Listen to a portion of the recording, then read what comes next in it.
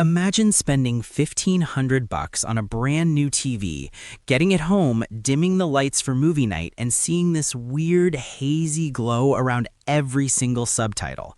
Or maybe you open the curtains on a Sunday afternoon and your fancy new screen basically becomes a $2,000 mirror where you can see your own disappointed face more clearly than the football game.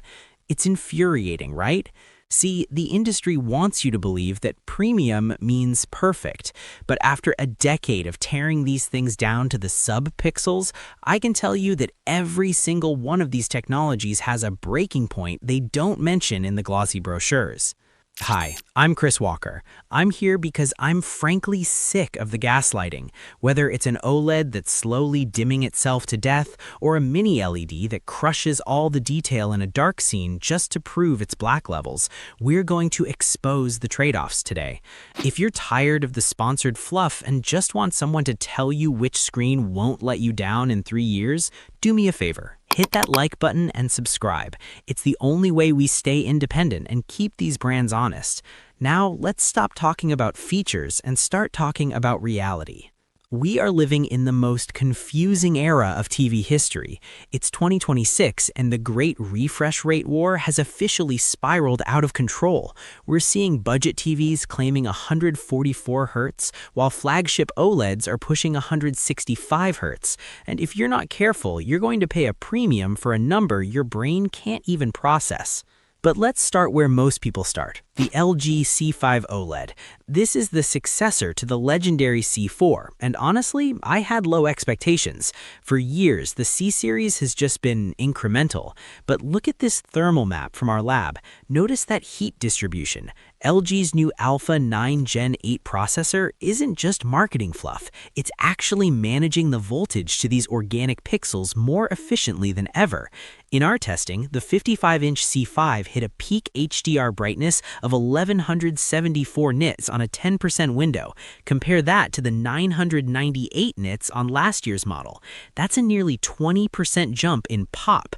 When you're watching something like Dune Part 2, those sun-scorched desert highlights finally have that squint-your-eyes realism that OLED used to lack. But here's the truth bomb they won't tell you at the big box stores. This is still a OLED panel. It uses a white subpixel to cheat the brightness. In some high saturated scenes, think a neon-soaked cyberpunk city, those colors can look a little washed out compared to a QD OLED. It's the difference between a high-quality print and a glowing neon sign. Gaming-wise, the C5 is a beast. All 4 ports are HDMI 2.1, supporting a full 144 Hz refresh rate. If you're a PS5 or Series X owner, you're laughing. But if you're a PC gamer, stay tuned because the next model on the list might make this LG look like a dinosaur. I want to pause here for a second because I want this channel to actually serve you. Tell me in the comments, what specific gear are you struggling to decide on right now? Is it a specific soundbar to match these TVs, or maybe a budget 65-inch comparison? Drop a comment below. I read all of them, and it literally shapes what we test next. Moving on. If the LG C5 is the safe bet, the S95F QD OLED is the aggressive one. Look at how thin this thing is. It's literally thinner than my smartphone, but that thinness comes with a price. Physical and literal. The S95F is Samsung's 2026 flagship, and it's a different beast entirely. It uses quantum dots for its color, which means no white subpixel. When we measured the color volume, it hit nearly 100% of the DCI 3P space. Those reds aren't just red, they're fire engines slap you in the face red. Plus, it pushes the refresh rate to 165 Hz. If you have a 4090 or 5090 graphics card, this is the first TV that actually feels like a high-end gaming monitor. But let's talk about the glare-free matte coating Samsung is pushing this year.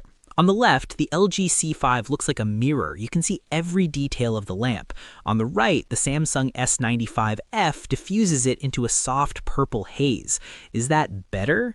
Not necessarily. While it kills reflections, it also lifts the black levels in a bright room. In a sunny living room, the Samsung's infinite blacks can actually look a little grayish. It's a trade-off. Do you want a mirror or do you want a slightly hazy screen? And we can't talk about Samsung without mentioning the elephant in the room. No Dolby Vision. In 2026, it is still baffling that a $2,000 TV won't support the most popular HDR format on Netflix and Disney+. Samsung is betting everything on HDR10+, but let's be real, you're missing out on the most refined metadata in the industry. If both of those feel like they're going to blow your budget, we need to talk about the mini LED revolution. The TCL QM8K is currently the most disruptive TV in the US market. TCL is claiming 5,000 nits of peak brightness on this model. When we put our sensor on it, we actually saw it sustain 3,100 nits on a full-screen white slide. That is obscene. It's 3 times brighter than the LG OLED. If you're a bright room owner who refuses to close the curtains, this isn't just a recommendation, it's your only real choice. But check this out. The QM8K uses over 2,000 local dimming zones. This is where the OLED versus mini LED debate gets messy. In a bright scene, the TCL wins. But in a scene like Gravity, when a tiny white astronaut is floating against the void of space, you will still see a tiny bit of blooming, that faint glow, that the OLEDs simply don't have. If the battle between LG and Samsung feels like a fight over who has the flashier spec sheet, then Sony is the quiet guy in the corner of the room who actually knows what he's talking about. Let's look at the Sony Bravia 8i. Now, look at the price tag first. Yeah, it's expensive. You're paying a Sony tax, and in 2026, that tax is steeper than ever. But here's what the lab data shows us. While the Samsung S95F is screaming about its 165 Hz refresh rate, Sony is over here using its XR processor to do something most TVs fail at: upscaling. Most of what you watch isn't native 4K. It's 1080p from a cable box or a compressed stream from Netflix. Look at the edges of the players. On the budget set, there's this mosquito noise, that blocky digital fuzz. On the Sony, the AI identifies those artifacts and smooths them out without making everyone look like they're made of plastic. And let's talk about the panel. Sony is using a QD OLED panel here, hitting 1,567 nits on a 10% window. That's actually higher than the LG C5. But Sony's secret weapon isn't the brightness, it's the Acoustic Surfaced Audio Plus. Instead of tiny tinny speakers firing at the wall, the entire screen is the speaker. When a character on the left side of the screen speaks, the sound actually comes from their mouth. It sounds like a gimmick until you hear it, then every other TV sounds broken by comparison. But here is where the trust first part of me kicks in. Sony, what were you thinking with the remote? This is a $3,000 television, and they gave us a remote that doesn't light up in the dark and feels like it came from a 2010 DVD player. Plus, you only get 2 HDMI 2.1 ports. If you have a PS5, an Xbox, and a high-end soundbar, you're already out of ports. In 2026, that is a legitimate deal breaker for power users. Now, if you want the absolute most bang for your buck in terms of raw hardware, we have to look at the Hisense U8QG. This TV is weird in the best way. Hisense decided to throw a USB-C port on the side that supports DisplayPort video at 165 Hz. You can literally plug your MacBook or your phone directly into the side of the TV with one cable and use it as a massive monitor. The U8QG is a mini LED beast with 2,048 dimming zones. In our Starfield test, where we put a single white dot on a black background, this thing gave the OLEDs a run for their money. The blooming is almost non-existent. But here's where the quirk is: the black crush. Hisense is so aggressive about stopping that mini LED glow that they sometimes over-dim the zones. If you're watching a horror movie, you might miss the monster hiding in the corner because the TV decided that corner should just be off. You can tweak it in the settings, but out of the box, it's a bit too aggressive. And then there's the software. Hisense uses Google TV, which I love, but their processor is, let's call it, optimistic. It's not a deal breaker, but compared to the snappy, instant response of the LG or Sony, you can feel the hardware struggling to keep up with the fancy animations. If you're sitting there thinking, Chris, I just want a good 55-inch TV for under $800, then the TCL QM6K is your target. The QM6K is the little brother to the flagship QM8K we talked about earlier. It only hits about 600 to 800 nits, and it only has 120 Hz instead of 144. But here's the thing, for 90% of people, that is plenty. In a room with the lights on, the difference between 1,000 nits and 3,000 nits is actually hard to see. You only notice the QM8K's power when the sun is hitting the screen directly. The fine print on the QM6K, the stand. These feet are set at the very edges of the TV. If you have a narrow TV stand, this thing literally won't fit. You'll either need a new piece of furniture or you'll have to wall mount it. It's a classic budget TV move to save money on the stand design. But here's the real insider secret I promised you, something called the panel lottery. In 2026, companies are still doing this shady thing where the 55-inch model of a TV might have a high-contrast VA panel, but the 50-inch or 65-inch version uses an IPS panel with terrible black levels. Or worse, they swap them mid-year based on which factory is cheaper. This is why I always tell you to check the specific model number suffix on the back of the box. If it ends in a B instead of an A, you might be getting a completely different screen than the one I'm reviewing. And don't even get me started on the smart part of these smart TVs. When you buy a Samsung or an LG today, you aren't just a customer, you are the product. They're tracking every single thing you watch to sell that data to advertisers. That's why these TVs are cheaper than they were 5 years ago. The data is subsidizing the hardware.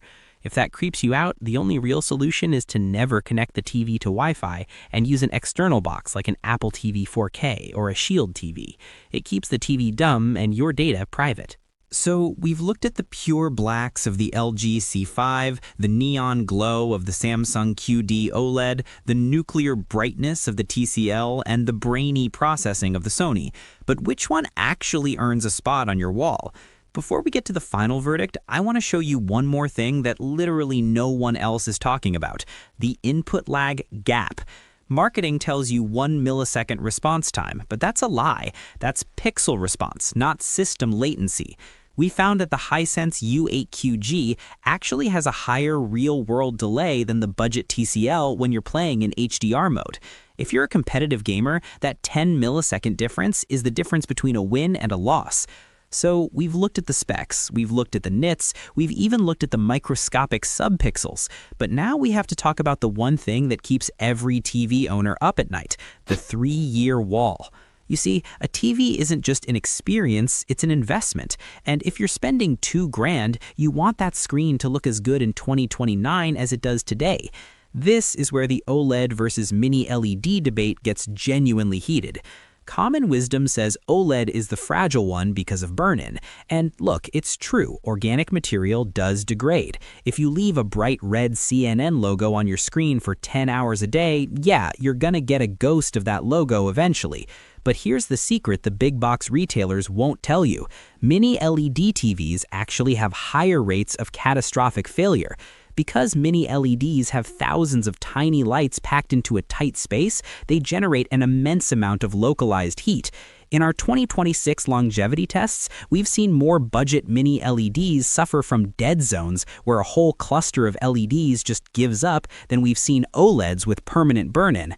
It's the difference between a car that slowly loses its paint shine, OLED, and a car whose engine just explodes one Tuesday, mini LED. If you are a heavy user who leaves the TV on for background noise 12 hours a day, the TCL QM8K is the safer bet for pure longevity. But if you're a quality-first viewer who watches a few hours of high-end content a night, the LG C5's refined pixel cleaning cycles have basically made burn-in a non-issue for the average person.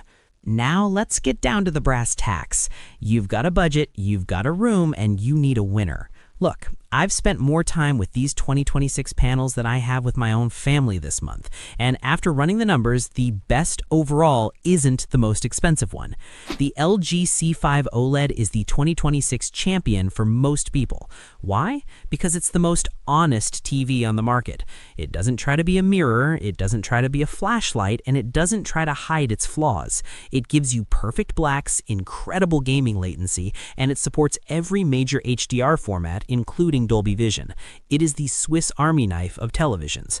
If you don't have a specific reason to buy something else, buy this. You won't regret it.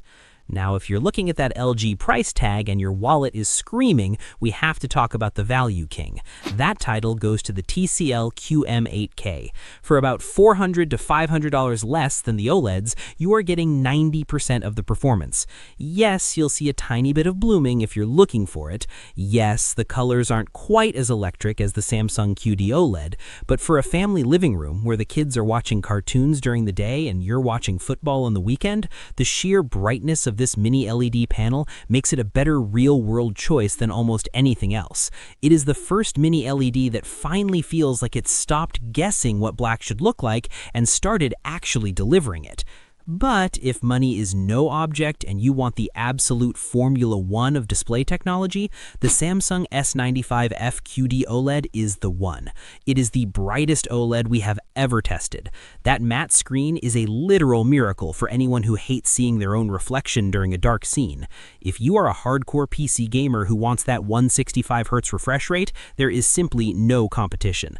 Just please, Samsung, give us Dolby Vision in 2027. We're begging you. Before I let you go, here is my final truth bomb. The single biggest mistake you can make right now isn't picking the wrong technology. It's buying a TV that's too small. I see it every day. People buy a 55-inch flagship OLED when they really needed a 65-inch or 75-inch mid-range mini LED.